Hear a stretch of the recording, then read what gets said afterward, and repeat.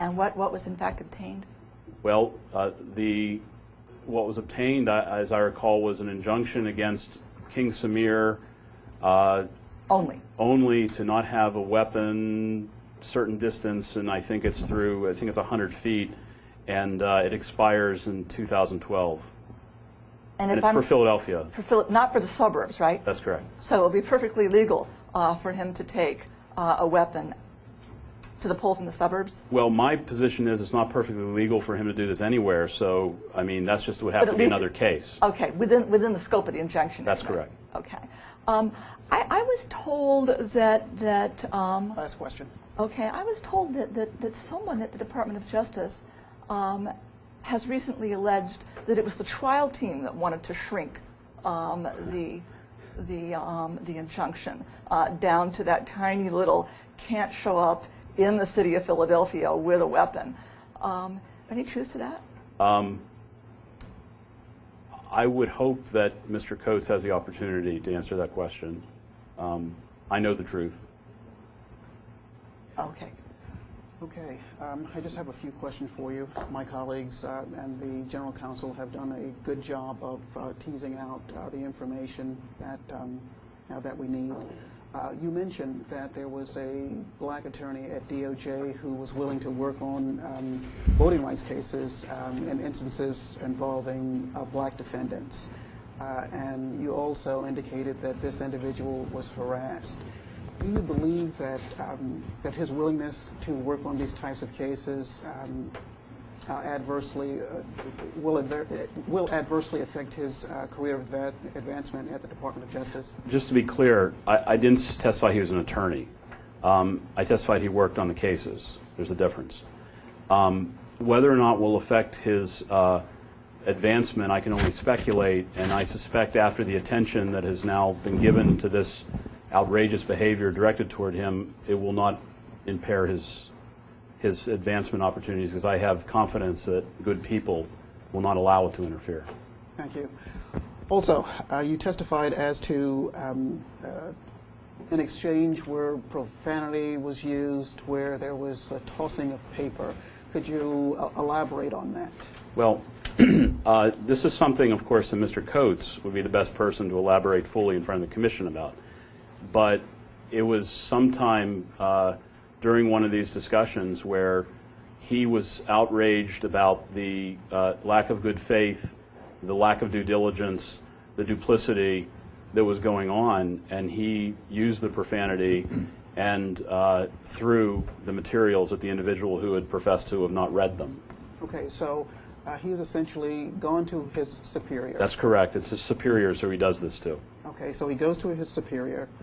He learns during this exchange that an important decision is being made, and in this case, it's the decision to withdraw charges against 3 of the 4 defendants. And during this meeting, he learns that this individual had not read the J memo. That is correct.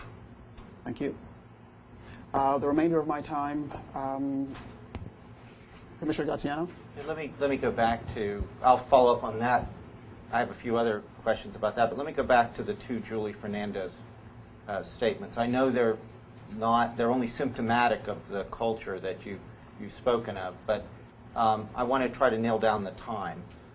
With regard to the instruction that Fernandez gave to the management of the voting section that no cases will be brought in the Obama administration while she's there against blacks or other minorities. About what time period was that statement made? I'd have to say sometime between September of 09 and December of 09. Precisely when it was, I can't tell you. So that's after Congressman Wolf and Lamar Smith began to investigate this Black Panther suit, after we opened our investigation, which I can tell you was June 16th was our first letter to the department. So it was some months after that Julie Fernandez made the statement. I don't even think she worked there in June of 09. Okay. And when was the other statement that you mentioned that you were present for, where she says we're going to only handle traditional civil rights? It would have been in the same general time period. Okay. She was doing brown bag lunches. That's when all these outrageous statements were made. Okay. Well, not all, but these particular ones. And the other motor voter statement? November 30th, 2009. November 30th. I'm pretty sure that's accurate. Okay. And let me now go back to the incident where Christopher Coates threw the J memo.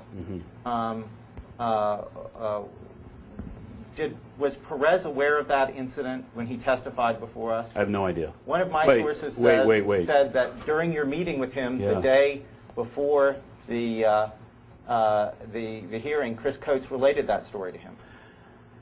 Chris Coates related a lot during that meeting. Whether or not he related that he threw the J memo, I cannot recall.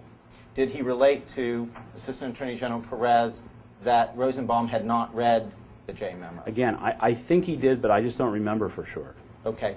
What else did you relate to Perez that in one of your articles, you say that you told Perez that if he testified that the facts and law did not support the claim, that would be inaccurate. Correct. And he did keep repeating that line to us. I want to know what his knowledge base was at the time he testified, because it certainly seems to me, if he was aware of all the facts that you're telling us, that he gave very incomplete testimony at best, and maybe misleading testimony. That's for us to decide. I'm not asking you to characterize that, but I just want to know what was the nature of the information you provided, you, Coates, Popper, provided to Perez the day before he testified. Last question. I would characterize it as a comprehensive review of the merits of the case. Okay, this concludes the first round. We start up a second, and Commissioner Graziano, you were in the leadoff position. Okay, well, thank you. I think I get an extra, but I'll yield to other commissioners first. Let me just go back to these other statements regarding the culture at the time.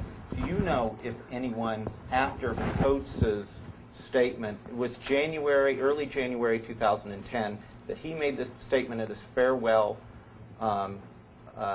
reception regarding this culture that the General Counsel read a portion of?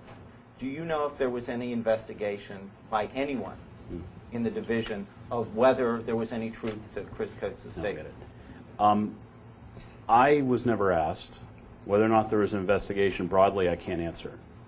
Okay. Who else do you think we should subpoena to learn the facts of this case? Listen, there's a whole lot of attorneys who have left the department over the last couple of years that know this is the truth. But who? Let's start with who's there now. Okay. What people? What people from Holder, Pirelli, Yeah. and in the division? Look, who would give us valuable information?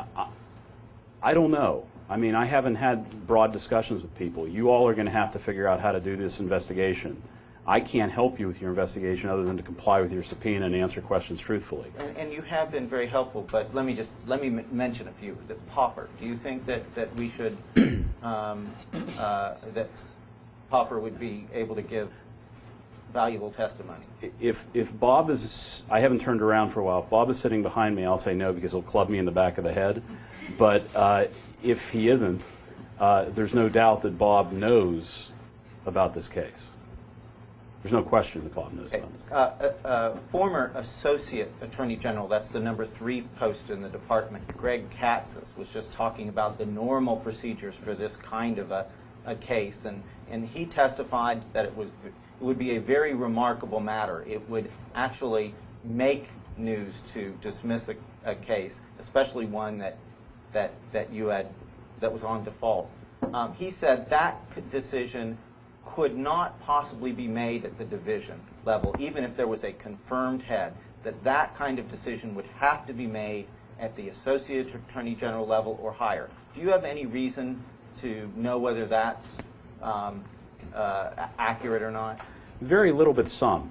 On some cases, I've briefed the associate in my time at Justice, not this particular associate, but a previous associate, on matters involving very important matters, ones that people need to know about before something happens.